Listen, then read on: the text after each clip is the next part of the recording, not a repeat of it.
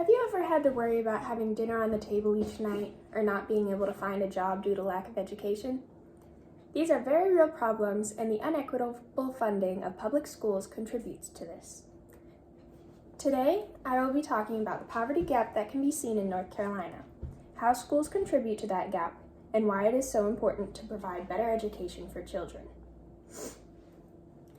The first question to address is what can be done to help families and their children escape poverty and live in a more comfortable life. Have you ever driven into a bad part of a town? You can see the immediate differences, such as poorly maintained buildings, potholes on roads, cars that are dirty, trash on the roads. This is the same in the schools. When you walk into a high-income school versus a low-income school, you can see differences in the materials they have, the cleanliness of the school, computers, and more. Poverty negatively affects over 20% of North Carolina children, and we must adjust this. When schools are not receiving outside funding from parents and other organizations, they are not receiving the right amount of materials, computers, books, transportation, and more.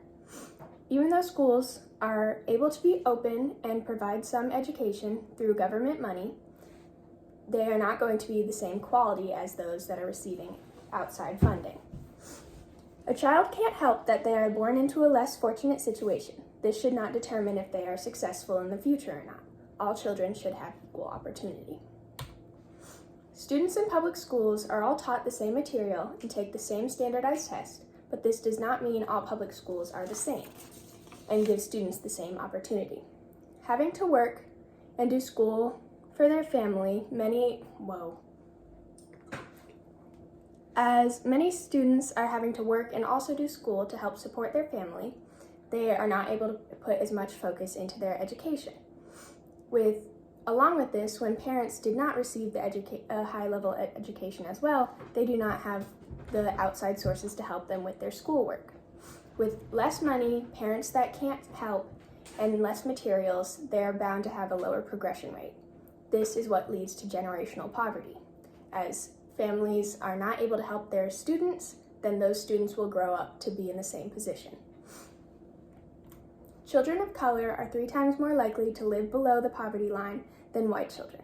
If 61% of students of color live in poverty, this shows there is a generational issue that applies to majority of the demographic. This is a systematic problem that needs to be addressed.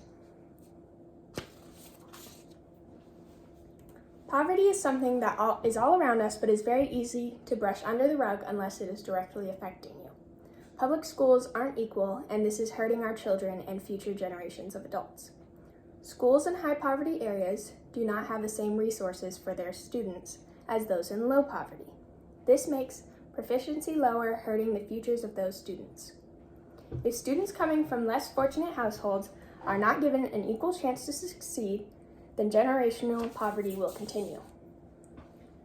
Frustration due to not being given the chance to show your potential is something that no one should go through. The brightest stars of our future could be living in poverty right now, but we may never know unless we give them a chance to show what they can do.